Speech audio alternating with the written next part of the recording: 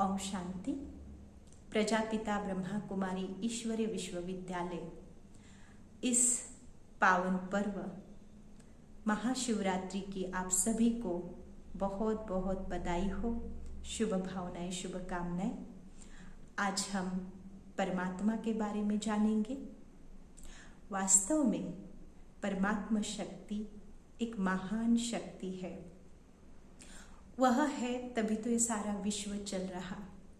जैसे दुनिया के अंदर भी कुछ रूल्स है, नियम कायदे है। उस नियम के अनुसार जैसे हम देखते हैं भारत को चलाने के लिए राष्ट्रपति, पंतप्रधान, मुख्यमंत्री, ऐसे अलग अलग लोग हैं जो अलग अलग जगह को चलाते हैं। वैसे ही परमात्मा एक शक्ति है जो मेन स्रोत है, वही सारी दुनिया को चला रहा।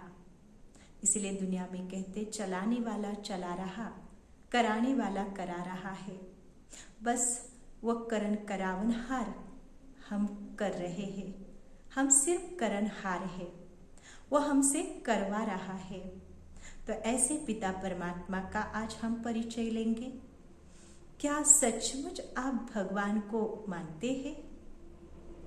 क्या कोई ऐसी दिव्य शक्ति है जिसको कोई विश्व सत्ता कहते, कोई पावर कहते हैं? तो कोई अल्लाह, गॉड, खुदा, ईश्वर, प्रभु, भगवान, अहो कितने सारे उसके नाम, लाखों के अंदाज में उस परमात्मा को नाम दिए। पर वो परमात्मा कहता मेरा एक ही सत्य नाम है, सत्यम शिवम सुंदरम। एक ईश्वर ही सत्य है और वही शिव है और शिव ही सुंदर है। आज हम उसकी सुंदरता को जानेंगे। ऐसी क्या उनकी सुंदरता है? क्या सचमुच कोई उस शरीर से सुंदर है? भक्ति मार्ग के अंदर हम कहते शिव माना ही शंकर, पर देखा जाए शंकर को कैसे हम सुंदर कह सकते, जो कि जटाधारी है, गले में सांप पकड़ा हुआ है, पूरा शरीर काला दिखाते हैं, कहते हैं उसने विष प्राशन किया था इसीलिए वो काला हो गया। मना जो भी उनका रूप दिखाया, जो स्वरूप दिखाया शंकर जी का, वो एक अकराल विकराल रूप दिखाया, तो उनको हम सुंदर तो नहीं कह सकते। तो सच्ची सुंदरता क्या है? आज हम भी शरीर को कितना सजाते हैं क्योंकि ये सुंदर दिखाई दे। जैसे शरीर की सुंदरता के लिए हम इतना सब कुछ रात दिन कर रहे, मन की सुंदरता का क्या? तो आओ चले आज हम मन को सुंदर कैसे बनाएं, उसके लिए कुछ ज्ञान की बातें, ज्ञान की चर्चा करेंगे। ऐसे नहीं है कि ब्रह्मा कुमारियां कह रही कि यह शिव ही भगवान है तो आप उनको भगवान मान लीजिए। नहीं, हम इतना ही कहेंगे कि भगवान को पहचानने के लिए कई ऐसी कसौटियां हैं। अगर जिस कसौटी पर परमात्मा खरा उतरता है तो जरूर उसको हम परमात्मा या भगवान माने। तो पहली चीज है कि परमात्मा वो है जो सर्वोच्च है, जिससे आगे या उससे ऊपर कोई ऊंचा नहीं है। इसीलिए कहते ऊंचे ते ऊंचा तेरा धाम, ऊंचे ते ऊंचा तेरा काम, ऊंचे ते ऊंचा तेरा नाम। माना वो ऊंची शक्ति है तो वो महादेव है, देवों के भी देव कहलाते हैं। जब भी कोई बड़ी परिस्थिति आती है, जैसे हमारे शिवाजी महाराज है, लड़ाई पर जाते थे तो हर हर महादेव कहकर गर्जना करते थे, लेकिन घर की समस्या होती थी तो जगदम्ब जगदम्ब यानी जगदम्बा का नाम लेते थे।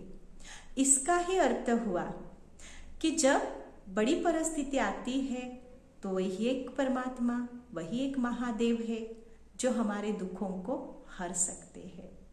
इसलिए हर हर महादेव कहते हैं और वही सच्चे शिव है। आज हम अगर कृष्ण जी की बात करें तो श्री कृष्ण एक सर्वश्रेष्ठ देवता है। उनके माता पिता है। अब कृष्ण बड़े या उनकी माता पिता बड़े, जन्म देने वाले या जन्म लेने वाला बड़ा? जरूर जन्म देने वाला बड़ा होगा ना। तो उनके माता पिता उनसे ऊंच है, यानी सर्वोच्च है। तो भला फिर हम श्री कृष्ण को कैसे ऊंचा कहे? श्री राम जी के भी माता पिता है, तो फिर उनको कैसे ऊंचा कहे? पर शिव जी के माता पिता तो दुनिया के अंदर कहाँ भी नहीं दिखाए, ना किसी शास्त्रों में है, ना कहाँ भी। इसका मतलब है शिव ही एक ऐसी शक्ति है जो परम शक्ति, सर्वोच्च शक्ति, जिनको कहते सर्वशक्तिवान। तो आज हम उस सर्वशक्तिवान का परिचय लेंगे। भगवान वो जिनके पास सारा ज्ञान है, जिनको कहते सर्वज्ञ। अब जिसने पूरा ज्ञान जिसके पास है, उसको किसी के पास जाने की आवश्यकता ही नहीं है। तो फिर श्री कृष्ण हो या श्री राम जी हो, दोनों को गुरुकुल में जाकर गुरु से विद्या ली हुई दिखाया। मतलब उन्होंने अपने बचपन में या छोटेपन में अवश्य गुरु किए, गुरुओं से विद्या ली, पर दुनिया के अंदर कभी भी शिव जी के गुरु नहीं दिखाए। मतलब वो खुद सतगुरु है, सब गुरुओं के भी वो गुरु है।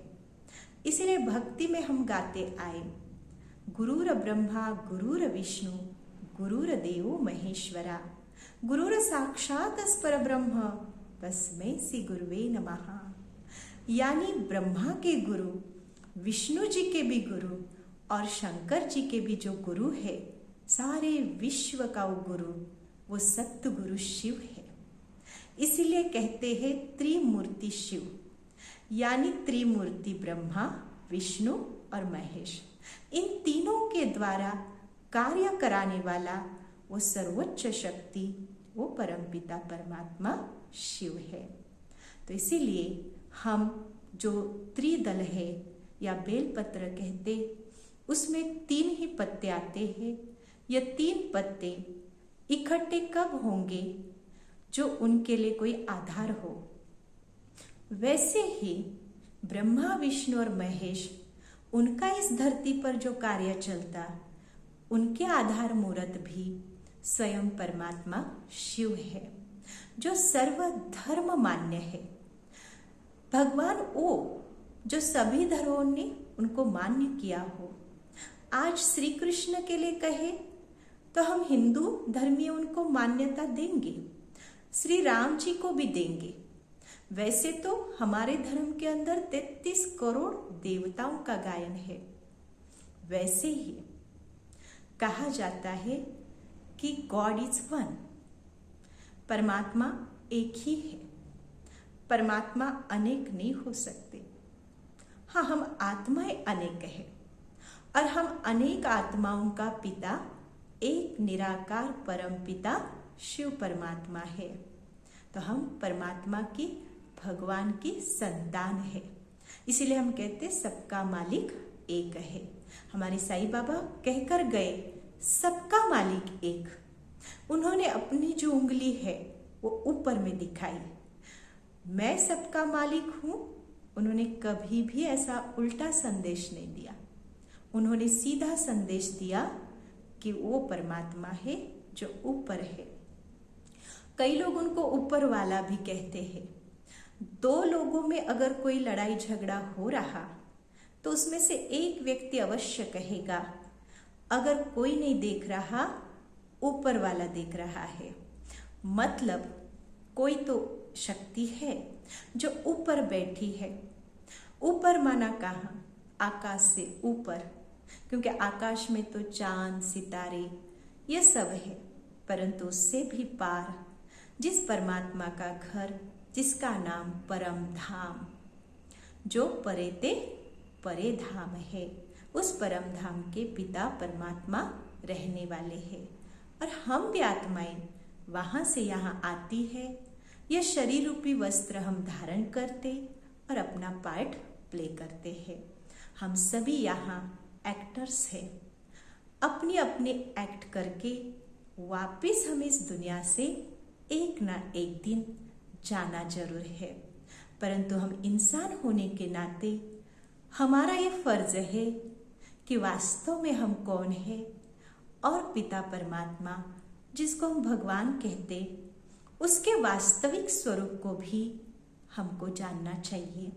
और वो वास्तविक स्वरूप परमात्मा का है निराकार, जिनको कहते निराकार शिव, जिनके कई नाम है, अमरनाथ, सोमनाथ, केदारनाथ, बद्रीनाथ, ऐसे नाम के आगे नाथ शब्द है उनके। वैसे ही विश्वेश्वर, मुक्तेश्वर, पापकटेश्वर, यानी वही एक ईश्वर है, इसीलिए उनके आगे ईश्वर शब्द है। मतलब वही परमेश्वर है, वही एक भगवान है जो सभी धर्म वालों ने उनको माना है। तो हम देखेंगे सभी धर्म वाले उनको कैसे मानते हैं। जैसे हम सभी श्री राम जी को तो मानते हैं, हम उनकी पूजा अर्चना भी करते हैं, मनोभावे श्रद्धा से हम उनकी पूजा भी करते हैं। परंतु अगर देखा जाए तो श्री राम जी ने किनकी पूजा की है? जब कहते रावण के ऊपर उनको जीत पानी थी, उनके साथ युद्ध करना था, उनको पता था रावण के पास जो शक्ति है वो रावण की नहीं है, भगवान की शक्ति है, क्योंकि वो भक्त था शिव जी का। तो इसीलिए श्री राम जी ने शिव को ही क्या किया? प्रसन्न किया और उनसे ही वरदान लिए। तब जाकर राम ने रावण पर विजय पाई। मतलब देवों के भी देव महादेव सर्वोच्च है, जो श्री राम भी हमको कह रहे। श्री कृष्ण ने भी उनको गोपेश्वर या कहा जाता है कि उनको कृष्णेश्वर भी कहते। मतलब क्या है कि वह श्री कृष्ण के भी आराध्य थे, श्री राम के भी आराध्य थे, और जो देवी देवताओं के आराध्य है। जैसे हम श्री गणेश जी की पूजा करते, पर गणेश जी को भी शिव पुत्र माना गया। मतलब वह शिव के पुत्र है, यानी पुत्र बड़ा या बाप बड़ा, बाप ही बड़ा होगा ना, तो वह हमारा भी पिता है। इसीलिए परम पिता शिव परमात्मा कहा। हम भी आत्मा है और हमारा पिता परम पिता परमात्मा है। वो परम आत्मा और हम कोई महान आत्मा है, कोई देवात्मा है, कोई धर्मात्मा है। जिन्होंने जैसा कर्म किया उसी के अनुसार उनको टाइटल मिले। महान काम किया तो महात्मा कहलाए, धर्म के लिए काम किया धर्मात्मा कहलाए, और दैवी गुणों को धारण किया देवात्मा कहलाए। मतलब कर्म के आधार से टाइटल मिलते हैं। तो परमात्मा के जो भी सारे नाम है वो कर्तव्यवाचक नाम है।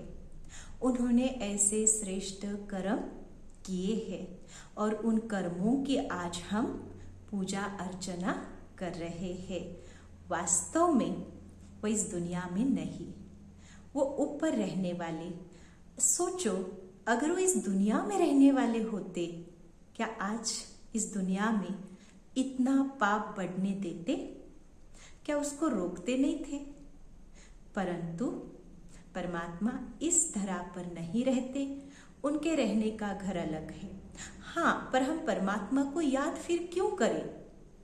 क्योंकि मुझ आत्मा को परमात्मा से ही दिव्य शक्ति मिलती।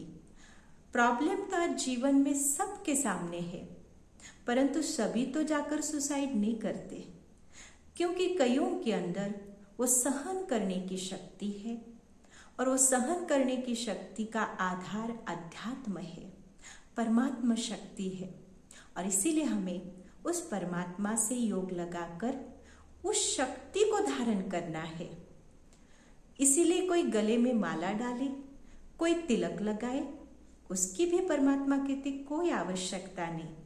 बस गीता के अंतर्गत बताया गया, मन मना भव।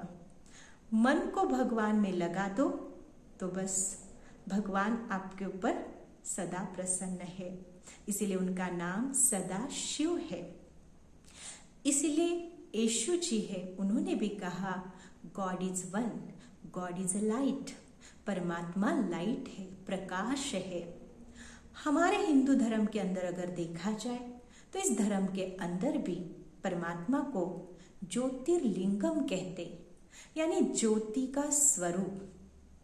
हमारे मुस्लिम बांधव भाई कहते वह नूरे जहान, यानी सारे जहान का वो नूर है, प्रकाश है। हर एक ने उसको प्रकाश स्वरूप माना है। तो परमात्मा का स्वरूप ज्योतिर्बिंदु स्वरूप है, प्रकाश स्वरूप है।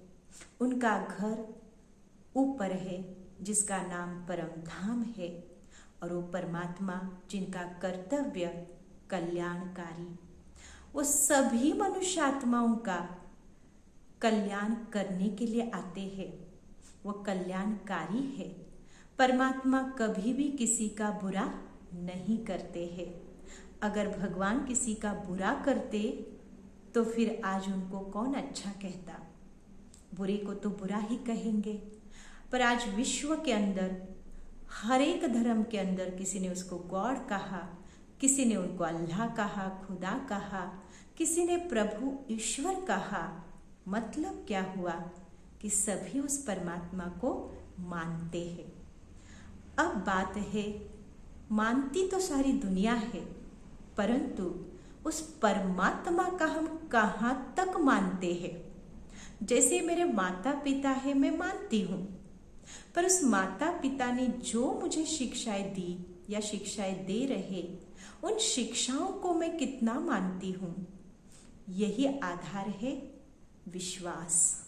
तो परमात्मा के ऊपर हमें विश्वास करना है, अपने आप पर विश्वास करना है, और इसी विश्वास से, निश्चय से हम परमात्मा को सहज प्राप्त कर सकते। और यह है सहज राजयोग के अभ्यास से यह सहज हो सकता है। तो आओ चले, आप भी ब्रह्मा कुमारी ईश्वरीय विश्वविद्यालय से जुड़े और सहज राजयोग का ज्ञान लेकर सहज परमात्मा से मन बुद्धि को जोड़े। इसी आशा के साथ आपको फिर से इस महापरिवर्तन पावन पर्व महाशिवरात्रि की ढेर सारी शुभकामनाएं। ओम शांति, धन्यवाद। ओम शांति।